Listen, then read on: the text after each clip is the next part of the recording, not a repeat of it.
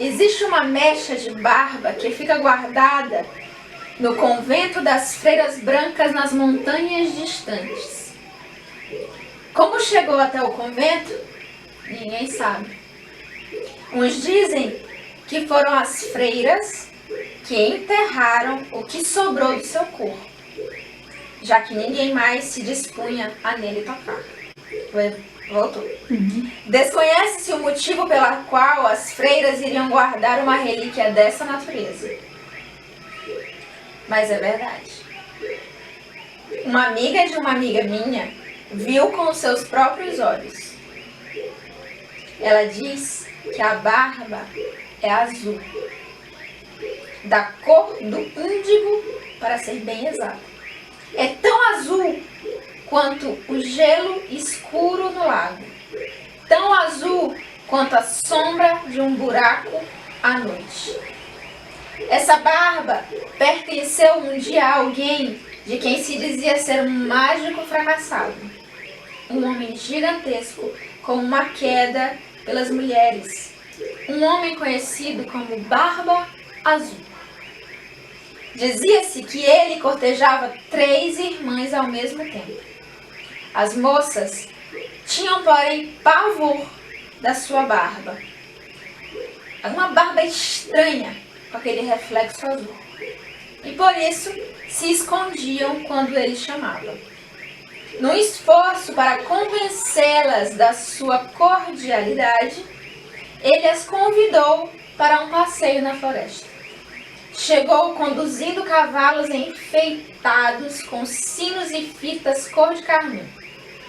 Acomodou as irmãs e a mãe nos cavalos e partiram a meio galope floresta dentro. Lá passaram um dia maravilhoso cavalgando. E seus cães corriam a seu lado e à sua frente. Mais tarde, pararam debaixo de uma árvore gigantesca. E o Barba Azul as regalou com histórias e lhes serviu guloseimas. Bem, talvez esse Barba Azul não seja um homem tão mau assim. Começaram a pensar as irmãs. Voltaram para casa, tagarelando sobre como o dia havia sido interessante e como haviam se divertido. Mesmo assim, as suspeitas e temores das 2 irmãs mais velhas voltaram, e elas juraram que não veriam o Barba Azul de novo. A irmã mais nova, no entanto, achou que, se um homem podia ser tão encantador, talvez ele não fosse tão mau. Quanto mais ela falava consigo mesma, menos assustador ele lhe parecia, e a sua barba também parecia menos azul. Portanto, quando o Barba Azul pediu a sua mão em casamento, ela aceitou. Ela havia refletido muito sobre a sua proposta e concluído que ia se casar com um homem muito distinto. Foi assim que se casaram, e em seguida partiram para o seu castelo no bosque. Vou precisar viajar por algum tempo, disse ele um dia à mulher. Convide sua família para vir aqui se quiser. Você pode cavalgar nos bosques, mandar os cozinheiros prepararem um banquete, pode fazer o que quiser, qualquer desejo que o seu coração tenha. Para você ver, tome minhas chaves. Pode abrir toda e qualquer porta das despensas, dos cofres, qualquer porta do castelo. Mas essa chavinha, aqui tem no alto uns arabescos, você não deve usar. Está bem, vou fazer o que você me pediu. Parece que está tudo certo. Portanto, pode ir, meu querido. Não se preocupe e volte logo. E assim ele partiu e ela ficou. Suas irmãs vieram visitá-las e elas sentiam, como todo mundo, muita curiosidade a respeito das instruções do dono da casa, quanto ao que deveria ser feito e o que não deveria ser feito, enquanto ele estivesse fora. A jovem esposa falou alegremente. Ele disse que podemos fazer o que quisermos e entrar em qualquer aposento que desejarmos, com exceção de um. Só que eu não sei qual é esse aposento. Só tenho uma chave e não sei que porta ele abre. As irmãs resolveram fazer um jogo para ver que chave servia em que porta. O castelo tinha 3 andares, com 100 portas em cada ala. E como haviam muitas chaves no chaveiro, elas iam de porta em porta, divertindo-se imensamente ao abrir cada uma delas. Atrás de uma porta havia uma despensa para mantimentos. Atrás de outra, um depósito de dinheiro. Todos os tipos de bens estavam atrás das portas. E tudo parecia maravilhoso o tempo todo. Afinal, depois de verem todas aquelas maravilhas, elas acabaram chegando ao porão. E ao final do corredor, uma parede fechada. Ficaram intrigadas com a última chave. Aqui tinha o pequeno arabesco. Talvez essa chave não sirva para abrir nada. Enquanto diziam isso, ouviram um ruído estranho. Deram uma espiada na esquina do corredor.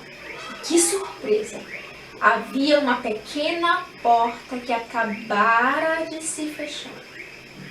Quando tentaram abri-la, ela estava trancada. Irmã, traga sua chave! Gritou uma delas. Sem dúvida, é essa a porta para aquela chavinha misteriosa. Sem pestanejar, uma das irmãs pôs a chave na fechadura e girou. O trinco rangeu, a porta abriu-se, mas lá dentro estava tão escuro que nada se via. Irmã, traga uma vela! Uma vela foi acesa e mantida no alto, um pouco para dentro do aposento. E as 3 mulheres gritaram ao mesmo tempo, porque no quarto havia uma enorme poça de sangue. Ossos humanos enegrecidos estavam jogados por toda parte e crânios estavam empilhados nos cantos como pirâmides de maçãs. Elas fecharam a porta com violência, arrancaram a chave da fechadura e se apoiaram umas nas outras, arquejantes, com o peito arfando. Meu Deus, meu Deus! A esposa olhou para a chave e viu que ela estava manchada de sangue. Horrorizada, usou a saia para limpá-la, mas o sangue prevaleceu. Oh não! Exclamou. Cada uma das irmãs apanhou a chave minúscula nas mãos e tentou fazer com que voltasse ao que era antes, mas o sangue não saía. A esposa escondeu a chavinha no bolso e correu para a cozinha. Quando lá chegou, o seu vestido branco estava manchado de vermelho do bolso até a bainha, pois a chave vertia lentamente lágrimas de sangue vermelho escuro. Rápido, dê-me um esfregão de crina, ordenou ela à cozinheira. Esfregou a chave com vigor, mas nada conseguia deter seu sangramento. Da chave minúscula transpirava uma gota após outra de sangue vermelho. Ela levou a chave para fora, tirou cinzas do fogão a lenha, cobriu a chave de cinza e esfregou mais. Colocou-a no calor do fogo para cauterizá-la, pôs teia de aranha nela para estancar o fluxo, mas nada conseguia deter as lágrimas de sangue. Ai, o que eu vou fazer? Lamentou-se ela. Já sei, vou guardar a chave. Vou colocá-la no guarda-roupa e fechar a porta. Isso é um pesadelo, tudo vai dar certo, não é possível, tudo vai dar certo. E foi o que fez. O marido chegou de volta exatamente na manhã do dia seguinte e entrou no castelo, já procurando pela esposa. E então, como foram as coisas enquanto eu estive fora? Tudo correu bem, senhor. Como estão as minhas despensas? Trovejou o marido. Muito bem, senhor. E como estão os meus depósitos de dinheiro? Rosnou ele.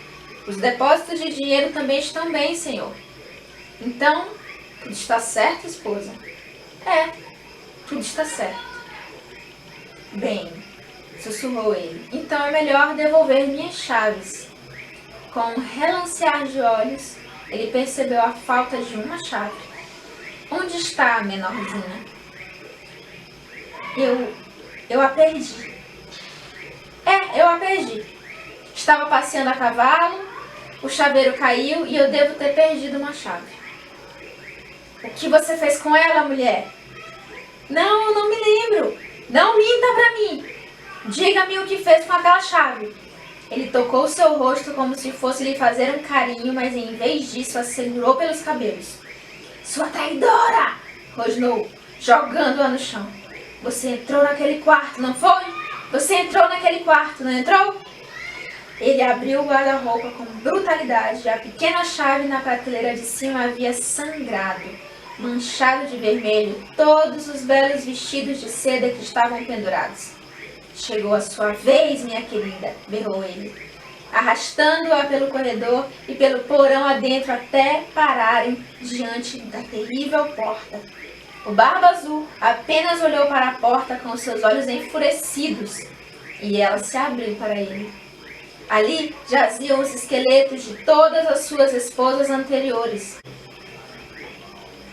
Vai ser agora, rugiu ele, mas ela se agarrou ao batente da porta sem largar, implorando por clemência. Por favor, permita que eu me acalme e me prepare para a morte. Conceda-me 15 minutos antes de me tirar a vida para que eu possa me reconciliar com Deus. Está bem, rosnou ele. Você tem seus 15 minutos, mas prepare-se. A esposa correu escada acima até seus aposentos e determinou que suas irmãs fossem para as muradas do castelo. Ajoelhou-se para rezar, mas em vez de rezar, gritou para as irmãs.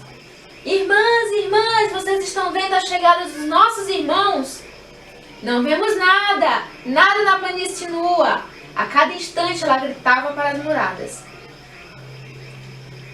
Irmãs, irmãs, estão vendo os nossos irmãos chegando? Vemos um redemoinho, talvez um redemoinho de areia bem longe. Enquanto isso, o Barba Azul esbravejava para que sua esposa descesse até o portão para ser decapitada. Irmãs, irmãs, estão vendo nossos irmãos chegando? Gritou ela mais uma vez. O Barba Azul berrou novamente pela esposa e veio subindo as escadas de pedra com passos pesados. Estamos vendo nossos irmãos! Exclamaram as irmãs. Eles estão aqui e acabam de entrar no castelo.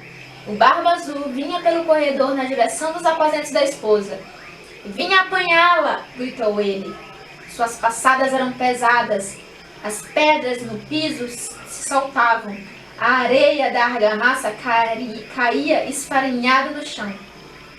No instante em que o Barba Azul entrou nos aposentos com as mãos esticadas para agarrá-la, seus irmãos chegaram galopando pelo corredor do castelo, ainda montados, entrando assim no quarto. Eles, ali, encurralaram o Barba Azul, fazendo com que saísse até a balaustrada. E ali mesmo, com suas espadas, avançaram contra ele, golpeando e cortando, fustigando e retalhando até derrubá-lo ao chão, matando, afinal, e deixando para os abutres o que sobrou dele. O predador natural da psique. O desenvolvimento de uma relação com a natureza selvagem é uma parte essencial da individuação da mulher.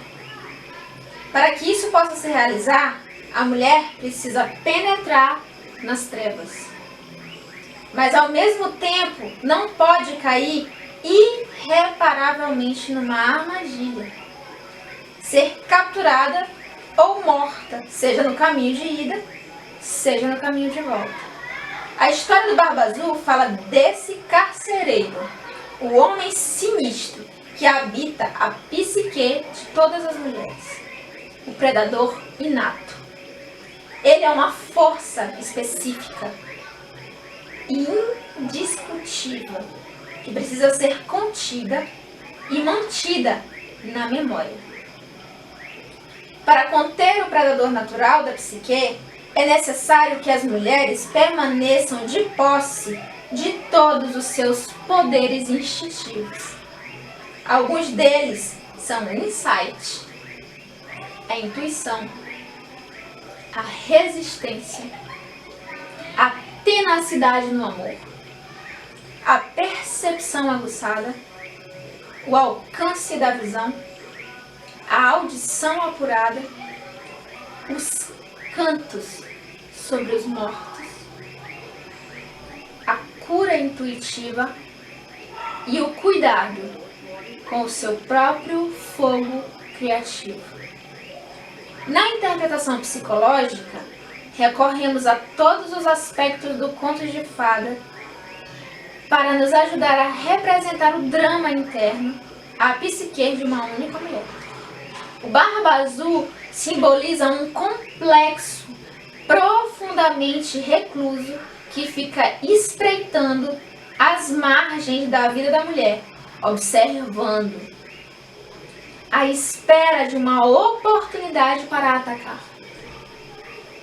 Embora ele possa se apresentar simbolicamente de modo semelhante ou diferente nas psiques masculinas, é um inimigo ancestral e contemporâneo dos dois.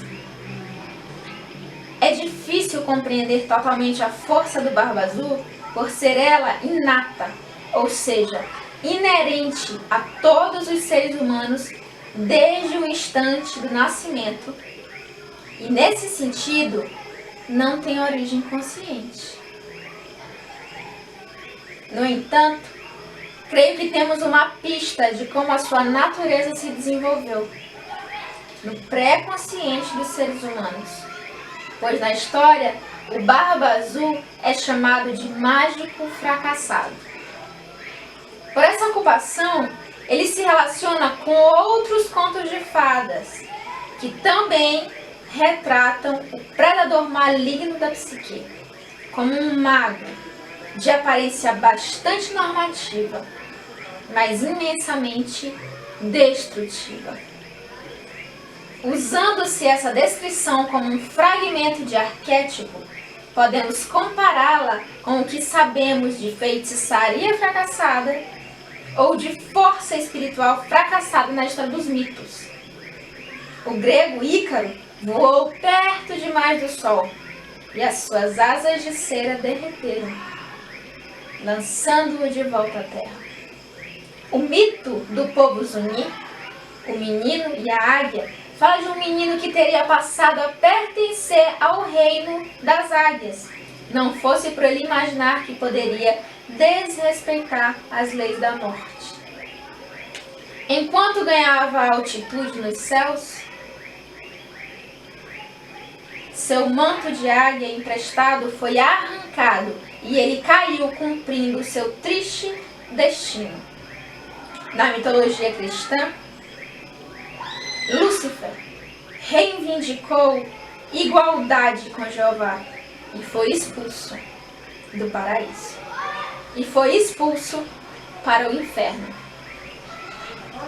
No folclore, há uma série de aprendizes de feiticeiros que ousaram ingenuamente se aventurar além do nível real de seus conhecimentos, ou que tentaram transgredir a natureza. Foram punidos com ferimentos ou cataclismos. Enquanto examinamos esse leitmotiv, vemos que os predadores neles retratados desejam a superioridade e o poder sobre os outros. Eles sofrem de uma espécie de inflação psicológica pela qual desejam ser mais sublimes do que o inefável. Tão importantes quanto ele e iguais a ele. Esse inefável é aquele que, por tradição, distribui e controla as forças misteriosas da natureza, incluindo-se os sistemas da vida e da morte, e as leis da natureza humana, e assim por diante. No mito e nas histórias, descobrimos que a consequência para uma entidade que tente desrespeitar, dobrar ou alterar o modo de operação do inefável é o castigo. seja por ter de suportar uma redução da sua capacidade no universo do mistério e da mágica, como por exemplo, aprendizes que não têm mais permissão de praticar, ou um exílio solitário longe da terra dos deuses, ou alguma perda semelhante de graça e poder através de dificuldade da fala, de mutilações ou da morte. Se formos capazes de entender o Barba Azul como o representante interior de todo o mito do proscrito, poderemos também compreender a solidão profunda e inexplicável que às vezes se abate sobre ele, nós, em virtude do fato de ele vivenciar um exílio permanente da salvação. O problema com o Barba Azul, no conto de fadas, é que, em vez de alimentar a luz das jovens forças femininas da psique, ele prefere encher-se de ódio e deseja extinguir as luzes da psique. Não é difícil imaginar que, numa conformação tão maligna, esteja enredado alguém que um dia desejou ultrapassar a luz e caiu em desgraça por essa razão. Podemos entender que, por motivos a partir de então, o desterrado passou a manter uma perseguição cruel em busca da luz dos outros. Podemos imaginar que a sua esperança seja de que ele, se conseguisse reunir uma quantidade suficiente de almas, poderia acender uma chama de luz, que afinal erradicaria as trevas e corrigiria a sua solidão. Nesse sentido, no início do conto temos um ser terrível no que diz respeito ao seu aspecto não redimido. No entanto, esse fato é uma das verdades cruciais que a irmã mais nova deve reconhecer, que todas as mulheres devem reconhecer, a de que tanto interna quanto externamente existe uma força que atuará opondo-se aos instintos do self natural e de que essa força maligna é o que é. Embora talvez pudéssemos sentir compaixão por ela, nossos primeiros atos devem ser do reconhecimento da sua existência, o de nos protegermos da sua devastação e, afinal, o de privá-la de sua energia assassina. Todas as criaturas precisam aprender que existem predadores. Sem esse conhecimento, a mulher será incapaz de se movimentar com segurança dentro de sua própria floresta sem ser devorada. Compreender o predador significa tornar-se um animal maduro, vulnerável à ingenuidade. Compreender o predador significa tornar-se um animal maduro, pouco vulnerável à ingenuidade, inexperiência ou insensatez. Como um rastreador sagaz, o Barba Azul percebe que a filha mais nova está interessada nele, ou seja, que se dispõe a ser sua presa.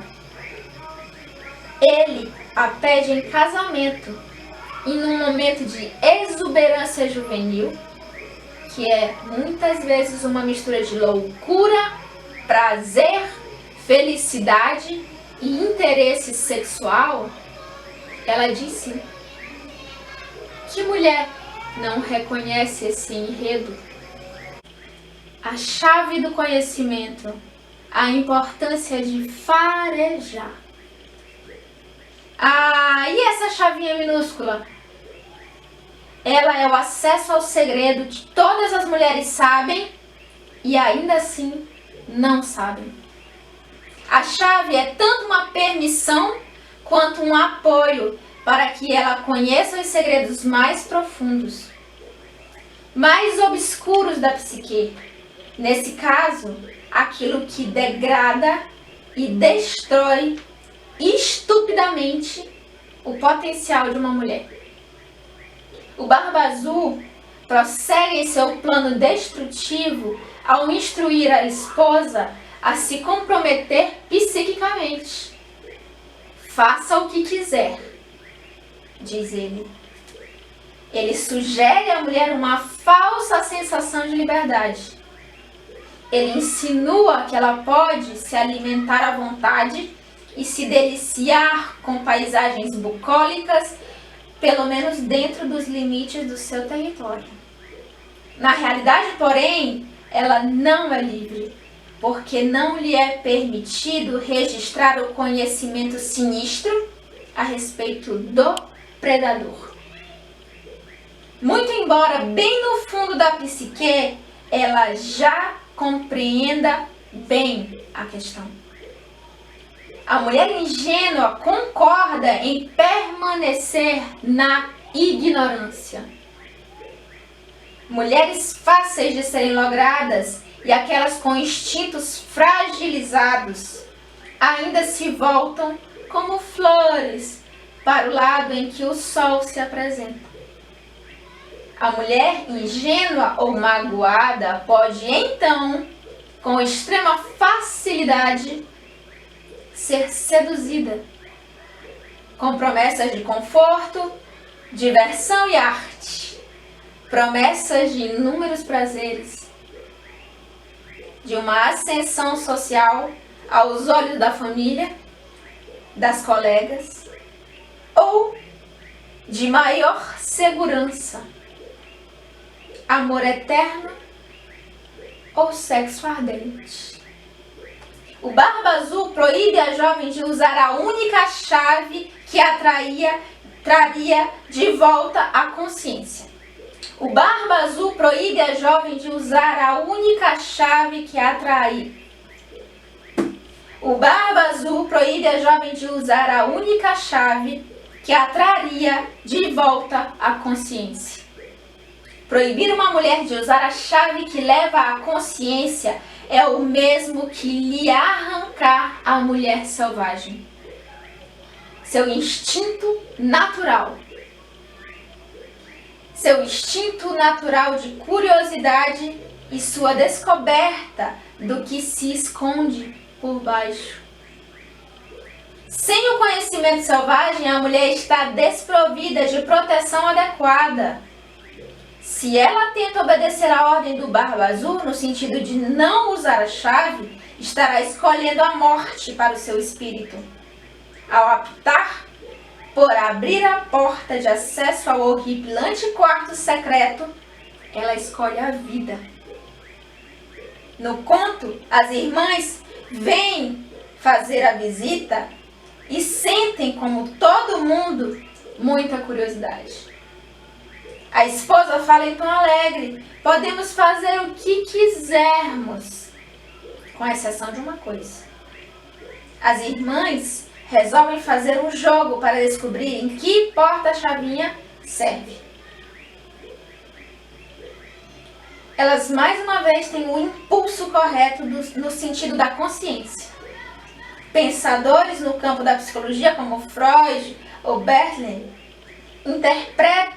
interpretaram episódios semelhantes aos encontros no conto do Barba Azul como uma punição psicológica pela curiosidade sexual das mulheres. Foi atribuída à curiosidade feminina uma conotação negativa, enquanto a masculina era chamada de curiosidade investigativa. As mulheres eram abelhudas, enquanto os homens eram indagadores. Na realidade, a trivialização da curiosidade das mulheres, que faz com que elas se assemelhem mais a espiãs chatas e maçantes, representa uma negação do insight, da intuição e dos pressentimentos das mulheres. Da intuição e dos pressentimentos das mulheres. Ela nega todos os seus sentidos, ela tenta arrancar sua força fundamental. Portanto, considerando-se que as mulheres que ainda não abriram a porta proibida costumam ser as mesmas que vão direto para os braços do Barba Azul, não foi por acaso que as irmãs mais velhas preservaram intacto o instinto selvagem da curiosidade. Essas são as mulheres sombras da psique individual feminina. As contrações e fisgadas nas profundezas da mente de uma mulher que fazem com que ela se lembre, que lhe restituem a atitude correta para com o que é importante. Encontrar a mínima porta é importante. Desobedecer às ordens do predador é importante. Descobrir o que esse quarto abriga de especial é fundamental. No passado, as portas eram feitas em sua maioria de pedra, mas também de madeira. Acreditava-se que o espírito da pedra ou da madeira permanecia na porta, e ele também era convocado a servir de guardião do aposento. Nos primeiros tempos, haviam mais portas nos túmulos do que nas casas, e a própria imagem da porta já indicava que alguma coisa de valor espiritual jazia ali dentro, ou que ali dentro havia algo que devia ser mantido preso. A porta no canto é descrita como uma barreira psíquica, uma espécie de guarda colocado à frente do segredo. Esse guarda que reside na pedra ou na madeira nos lembra novamente a reputação do predador como mago. Uma força psíquica que nos envolve e confunde como se por mágica, impedindo que tomemos conhecimento do que já sabemos. As mulheres reforçam essa barreira ou porta quando caem num tipo de estímulo negativo que as adverte para não pensar ou mergulhar fundo demais, pois você pode ter uma surpresa desagradável. Para derrubar esse obstáculo, é preciso que se aplique o antídoto mágico correto. E o que se aplica encontra-se no símbolo da chave. Fazer a pergunta certa é o ponto central da transformação. Nos contos de fadas, na psicanálise, e na individuação, a pergunta correta provoca a germinação da consciência. A pergunta bem formulada sempre emana de uma curiosidade essencial a respeito do que está por trás. As perguntas são as chaves que fazem com que as portas secretas da psique se escancarem. Embora as irmãs não saibam se o que se encontra atrás da porta é um tesouro ou uma imitação grosseira, elas recorrem aos seus instintos perfeitos para fazer a pergunta psicológica exata. Onde você acha que fica essa porta? E o que poderia estar atrás dela? É a essa altura que a natureza ingênua começa a amadurecer, a questionar o que está por trás do visível. O que faz com que aquela sombra cresça na parede? A natureza jovem e ingênua começa a compreender que se existe algo de secreto, se existe algo de sombrio, se existe algo de proibido, é preciso que seja examinado. Aquelas que quiserem desenvolver a consciência perseguem tudo que fica por trás do que é facilmente observável.